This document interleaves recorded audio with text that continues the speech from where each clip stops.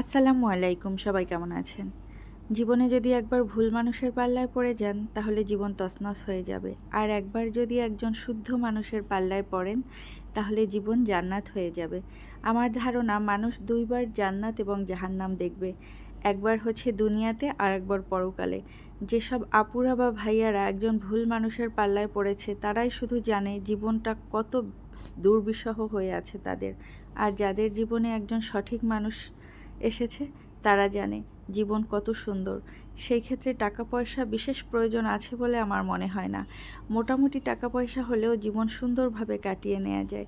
যাই হোক, এই যে আমি প্রত্যেকটা ব্লগে কিন্তু একটা কথা বলি, শুক্রবার মানেই আমি তানভীরের সাথে লেগে লেগে থাকি, বাচ্চারাও তাই। আমি আজকে তানভীর আর আমি দুজনে বাইরে গিয়েছিলাম, যেহেতু আমার ছোট আপু বাসায় ছিল, মানে আমার সেজো বোন। এই কারণে বাচ্চাদেরকে তার কাছে রেখে গেছিলাম। আর এই যে আমাদের টুকটাক কোনো কিছু প্রয়োজন না থাকলেও শুক্রবার আসলে বাইরে যখন যাই কিছু না কিছু কিনতেই হয়। আজকে গিয়েছিলাম বাইরে, তখন আমরা এই যে মনে হচ্ছিল কি কি লাগবে, রোজা শেষ হয়ে আসছে, বেসনের কোনো প্রয়োজন নাই, মুড়ি আমি কখনোই খাই না, তারপরও মনে হচ্ছে এগুলা শেষ হয়ে আসছে, কিছু নিয়ে আসি।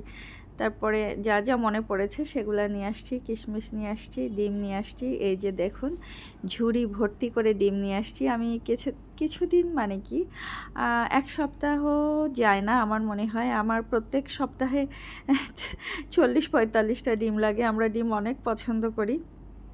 আর এই ডিম বিশেষ করে আমরা দেখা যায় ডিম পোচ করে খাওয়া হয়, রান্না করে তেমন খাওয়া হয় না। আর তানভীর আর আমি প্রত্যেক দিন ইফতারিতে দুইটা দুইটা করে 4টা ডিম পোচ করে নিই। অন্য কোনো আইটেম না হলেও আমাদের হয় ডিম পোচ আর 2টা সসেস হলে আসলে আমার মনে হয় ইফতার সবচেয়ে ভালো হয়। আমি এই দুইটা জিনিস অনেক পছন্দ করি, এই জন্য ডিমটা আমাদের বেশি লাগে। আর আপনারা হয়তো আমার ব্লগেও দেখেছেন আমি অনেক বেশি ডিম কিনি, আর সেটা আপনাদের দেখাইও। আর ডিম কিনে এভাবে ধুয়ে পরিষ্কার করে ঝুড়ি ভরে বা ফ্রিজে সাজিয়ে রাখতেও আমার বেশ ভাল লাগে। আর এই যে আমি আপনাদেরকে অবাক হয়ে কি জানি বলছি, এখানে হচ্ছে আমি স্বপ্ন থেকে 3 ডজন ডিম এনেছি, কিন্তু একটা ডিম বেশি পেয়েছি। আপনারা আবার ভাববেন না এই ডিমটা আমি ফ্রি খেয়ে নিয়েছি, মোটেও না। একটু পরে তানভীর আবার স্বপ্নে গিয়েছিল চিকেনের ব্রেস্ট পিস আনতে। আমি আজকে পাস্তা রান্না করব, তখন আমি বলেছি এই ডিমের টাকাটা তুমি অবশ্যই পে করে দিয়ে এসো, আর তানভীর সেটা পে করে দিয়ে আসছে। যাই হোক, ডিম আপনাদেরকে দেখালাম। এগুলা খালা এসে পরিষ্কার করে ধুবে, তারপর পানি ঝরে গেলে ওটা আমি ফ্রিজে রেখে দিব। আর এই যে মুড়ি নিয়ে আসছে, এগুলা রেখে দিচ্ছি। মুড়ি শুধু তানভীর খায়, দেখা যাবে রোজা শেষে এই মুড়ি মাসের পর মাস পড়ে আছে, কখনো হয়তো তানভীর দই টই হলে একটু খাবে।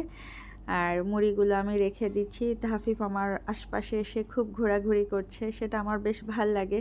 আমি যখন কাজ করি আমার বাচ্চারা আমার চারপাশে ঘোরাঘুরি করে, সেটা ভীষণ ভালো লাগে। মাঝে মাঝে বিরক্ত হই যখন খুব ব্যস্ত থাকি আর বারবার এসে ডিস্টার্ব করতে থাকে, কথা বলতে থাকে, তখন বলি এখন যাও। অনেক সময় রাগ করেও বলি। আর এই যে বেসন এনেছি সেটাও কেটে রাখছি।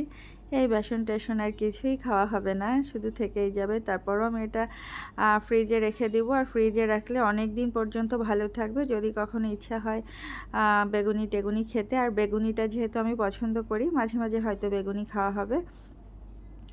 এই আর কি, যা যা এনেছিলাম, কিশমিশ এনেছি সেটাও তুলে রেখেছি। আর এই যে বাইরে গিয়েছিলাম একটা মুরগি আনার জন্য। বাচ্চারা মাংস ছাড়া খেতেই চায় না। আমাদের মাছ টাছ হলে হয়ে যায়, প্রথম রোজার দিকে মাছ খেতে পারিনি তেমন, তবে শেষের দিকে মোটামুটি ভালোই লাগছে মাছ। আর বাচ্চাদের জন্য সবসময় মাংস রাখতে হয়, এই জন্য ওদের জন্য মাংস কেনার জন্য বাইরে গিয়েছিলাম। বিশেষ করে মুরগি কেনার জন্যই বাইরে যাওয়া হয়েছে। আর আমি কোনো ধরনের মাংস ফ্রিজে সংরক্ষণ করি না, সেটা আমার ভালো লাগে না। আর যেতে যেতে একটু বাইরের রাস্তার একটা ভিডিও করে নিলাম, গাড়ি টাড়ি যাচ্ছে। খুব ক্লিন, নিট অ্যান্ড ক্লিন ছিল সকালে রাস্তা। আর সবাই ঈদের ছুটিতে বাড়ি চলে গেছে, এই কারণে রাস্তাও ফাঁকা ছিল, বেশ ভাল লাগছিল সকালে বাইরে যেতে। এই তো এই আর কি, এখানে যা যা আমি সামনে দেখছি সবই একটু একটু করে ভিডিও করে নিচ্ছি। আর দেখুন, এটা কিন্তু ভীষণ সুন্দর লাগছে, কারণ রাস্তাঘাট একদম ফাঁকা তো। নর্মালি ঢাকা এরকম ফাঁকা পাওয়া যায় না, শুধুমাত্র ঈদ কোরবানি আসলেই একটু ফাঁকা